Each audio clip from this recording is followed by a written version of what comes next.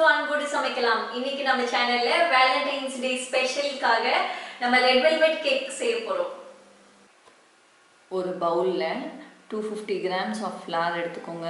அதை ஒரு ஜல்லடை வச்சு நல்லா ஜலிச்சுக்கலாம். நம்ம ஜலிக்கும்போது நல்லா flour வந்து ஸ்மூத்தா இருக்கும், நமக்கு கட்டி கட்டியா இருக்காது. கூட ஒரு டேபிள்ஸ்பூன் கோகோ பவுடர் போட்டு அதையும் நல்லா ஜலிச்சுக்கோங்க. நல்லா ஜலிச்சுட்டு நல்லா மிக்ஸ் பண்ணி தனியாக வச்சிடலாம்.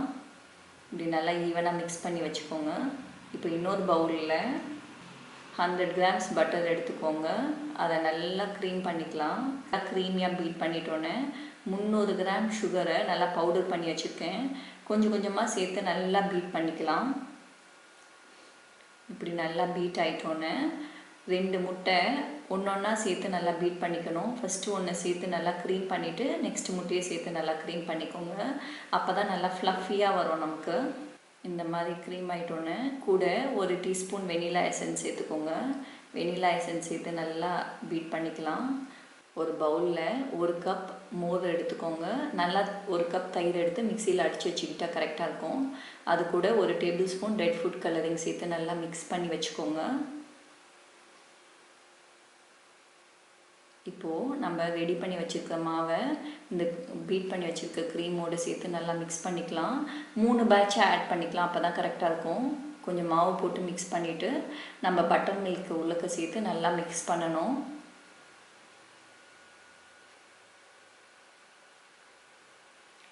இன்னொரு ஒரு ஹாஃப் உள்ளக்க சேர்த்துக்கலாம். லேசாக மிக்ஸ் பண்ணிவிட்டு கொஞ்சம் பட்டர் மில்க்கை சேர்த்துக்கலாம்.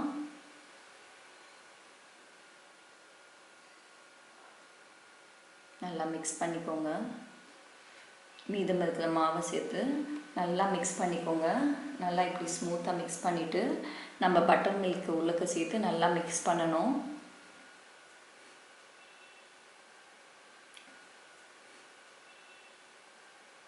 ஒரு பவுலில் 1 டீஸ்பூன் பேக்கிங் சோடா எடுத்துக்கோங்க. அது கூட 1 டீஸ்பூன் வினிகர் சேர்த்து அதை நம்ம கேக் பேட்டரோடு சேர்த்து நல்லா மிக்ஸ் பண்ணிக்கலாம். இந்த வினிகரும் பேக்கிங் சோடாவும் தான் நமக்கு நல்லா அந்த ரைஸை கொடுக்க போகுது. இப்போது க்ரீஸ் பண்ண பேனில் நம்ம கேக் பேட்டரை மாற்றிக்கலாம். 2 பேன்லேயே மாற்றிக்கோங்க. நான் இன்னைக்கு 6 inch பேன் யூஸ் பண்ணுறேன். நம்ம இந்த கேக்கை 180 degrees ப்ரீஹீட்டட் அவனில் 40 minutesக்கு பேக் பண்ண போகிறோம். இப்போது நம்ம கேக் பேக் ஆகி வந்துருச்சு. இதை டிமோல்ட் பண்ணி நல்லா ஆறட்டும். ஒரு பவுலில் 250 grams பட்டர் எடுத்துக்கோங்க. பட்டர் நல்லா கோல்டாக இருக்கணும். கூட 1/4 கப் ஃப்ரெஷ் க்ரீம் சேர்த்துக்கோங்க. இதை நல்லா பீட் பண்ணிக்கலாம். கொஞ்சம் சாஃப்டாக ஆகிற வரைக்கும் நம்ம பீட் பண்ணிக்கணும். இது கூட 400 gram ஐசிங் சுகர் சேர்த்து பீட் பண்ண போகிறோம். கொஞ்சம் கொஞ்சமாக ஒரு டைமுக்கு ஒரு 3 டேபிள் ஸ்பூன் அளவுக்கு மட்டும் சேர்த்து நம்ம நல்லா க்ரீம் பண்ணிக்கணும். அப்போனா தான் நல்லா லைட் அண்ட் ஃப்ளஃபியாக வரும் நமக்கு பட்டர் க்ரீமு. இப்படி கொஞ்சம் கொஞ்சமாக சேர்த்து நல்லா க்ரீம் பண்ணிக்கோங்க. இந்த க்ரீம் பண்ணுறதுக்கு நமக்கு எப்படியும் 15 நிமிஷம் ஆகும். பாருங்கள் எவ்வளோ அழகாக ஃப்ளஃபியாக வந்திருக்குன்னு. இப்போது 1 டீஸ்பூன் வெனிலா எசன்ஸ் சேர்த்து நல்லா பீட் பண்ணிக்கலாம். இது ஃப்ளேவரிங்காக தான். பாருங்கள் நம்ம க்ரீம் சூப்பராக ரெடி ஆகிடுச்சு. இப்போது இதில் 1 கப் க்ரீமை தனியாக எடுத்து அதில் 1/2 டேபிள் ஸ்பூன் ஃபுட் கலரிங் சேர்த்துக்கோங்க. நான் இன்றைக்கி டீப் ரெட் சேர்த்துருக்கேன். பாருங்கள் இந்த மாதிரி அழகாக மிக்ஸ் பண்ணி வச்சுக்கோங்க. ஒரு பைப்பிங் பேக்கில் நாசில் போட்டு ரெடியாக வச்சுக்கோங்க. நான் இன்றைக்கி 1 mm நாசில் யூஸ் பண்ணியிருக்கேன்.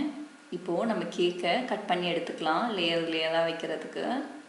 நான் இருக்கிறதுலே சிம்பிளாக ஒரு பிகினர் கூட அழகாக பண்ணணுன்ட்டு இந்த டிசைன் சொல்லி கொடுத்துருக்கேன். ஒரு டர்ன் டேபிள் மேலே ஒரு கேக் போர்டு வச்சுக்கோங்க.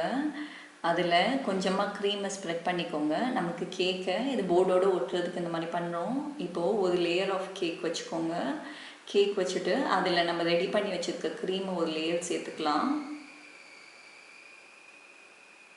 நல்லா ஈவனாக தின் லேயராக கொடுத்தா போதும். இப்போ செகண்ட் லேயர் வச்சுக்கலாம். செகண்ட் லேயர் வச்சுட்டு திரும்ப க்ரீம் ஒரு லேயர் ஃபில் பண்ணிக்கலாம். இப்போ ஃபைனல் லேயரை வச்சுட்டு மேலே திரும்ப ஒரு தின்னாக ஒரு லேயர் கொடுக்குறோம். இந்த லேயர் நம்ம ஏன் பண்ணுறோன்னா க்ரம் எல்லாம் உள்ளுக்குள்ளே வந்து ஃபிக்ஸ் பண்ணுறதுக்கு முடிஞ்ச அளவுக்கு பேலட் நைஃப் வந்து கேக்கில் படாமல் பண்ணுங்க. அப்போ தான் அதில் இருக்க க்ரம்ஸ் வந்து நமக்கு மேலே மேலே வராது. இப்போ சைடெல்லாம் ஃபில் பண்ணிக்கலாம். நல்லா தின் லேயராகவே கொடுத்துக்கோங்க. இந்த லேயரு திக்காக இருக்கணுங்கிற அவசியம் கிடையாது நமக்கு. இப்படி நல்லா தின்னாக ஸ்ப்ரெட் பண்ணிக்கோங்க. ஃபைனலாக பேலட் நைஃபை வச்சு ஃபுல்லாக ஒரு ரவுண்டு வரைக்கும் கொண்டு போய்க்கோங்க. அப்போ ஈவனாக இருக்கும் கோட்டிங் நமக்கு. இப்போது இதை ஃப்ரிட்ஜில் ஒரு 10 மினிட்ஸ் வச்சு செட் பண்ணி எடுத்துக்கலாம். ஸோ தட் அந்த க்ரீம் நல்லா செட் ஆகிடும். இப்போது மேலே ஃபைனல் கோட் ஸ்ப்ரெட் பண்ண போதும். கொஞ்சம் தாராளமாகவே க்ரீம் வச்சுக்கோங்க. வச்சுட்டு பேலட் நைஃப் வச்சு நல்லா ஸ்மூத்தாக ஸ்ப்ரெட் பண்ணி விட்டுக்கோங்க. இப்போது சைடெல்லாம் ஃபில் பண்ணலாம். ஃபஸ்ட்டு வைக்கும்போது கொஞ்சம் தாராளமாகவே வச்சுக்கோங்க. அப்படின்னா தான் நமக்கு ஃபினிஷிங் நல்லா கிடைக்கும். இப்படி நல்லா ஸ்ட்ரெயிட்டாக ஸ்ப்ரெட் பண்ணிக்கோங்க. ஃபைனலாக ஒரு பெஞ்ச் ஸ்க்ரேப்பர் எடுத்து இப்படி நம்ம ஸ்க்ரேப் பண்ணிகிட்டே வந்தோம்னா நல்லா ஸ்மூத் ஃபினிஷிங் கிடச்சிரும். பாருங்கள், நம்ம பண்ண எவ்வளோ ஸ்மூத்தாக மாறிக்கிட்டு வருது பாருங்கள். இப்போ சைட்ஸ் எல்லாம் ஸ்மூத் ஆகிடுச்சு. இப்போது பேலட் நைஃப் வச்சு மேலே இருக்க எக்ஸஸ் க்ரீம் எல்லாத்தையும் இப்படி ஸ்க்ரேப் பண்ணி விட்டுடலாம். முடிஞ்ச அளவுக்கு ஸ்மூத் பண்ணிக்கோங்க. நம்ம இந்த மாதிரி டீப் கலரில் பண்ணும்போது நிறைய ஸ்டெயினிங் ஆகும். முடிஞ்ச அளவுக்கு லைட் கலர்ஸ் யூஸ் பண்ணுங்க. நான் இன்னைக்கு வேலண்டைன்ஸ் டேக்காக இந்த டீப் ரெட் யூஸ் பண்ணியிருக்கேன். இப்போ நம்ம கலர் பண்ணி வச்சுருக்கோம் இல்லையா, அந்த க்ரீம் எடுத்து இப்படி அழகாக பைப் பண்ணிக்கோங்க. இது பார்க்க ரோஜா பூ மாதிரி அழகாக இருக்கும். இந்த டிசைன் பேர் ராசெட்டுன்னு சொல்லுவாங்க. இப்படி அழகாக ஒரு இடத்துல ப்ரெஸ் பண்ணிவிட்டு அப்படியே டர்ன் பண்ணி எடுத்துருங்க.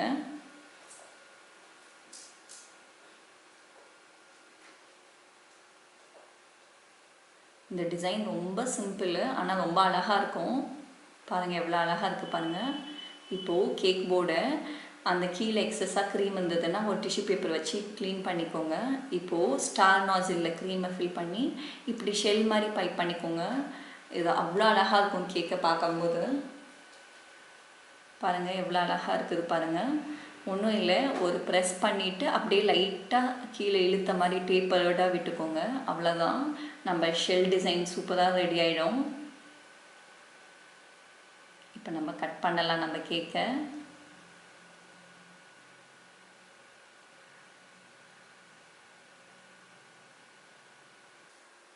டடா, நம்ம ரெட் வெல்வெட் கேக் சூப்பராக ரெடி ஆயிடுச்சு. பாருங்கள் உள்ளுக்குள்ளே எவ்வளோ அழகாக இருக்குது பாருங்கள். இந்த வீடியோ உங்களுக்கு பிடிச்சிருந்ததுன்னா அன்போடு சமைக்கலாம் சேனலை லைக் பண்ணுங்கள், ஷேர் பண்ணுங்கள், சப்ஸ்கிரைப் பண்ணுங்கள்.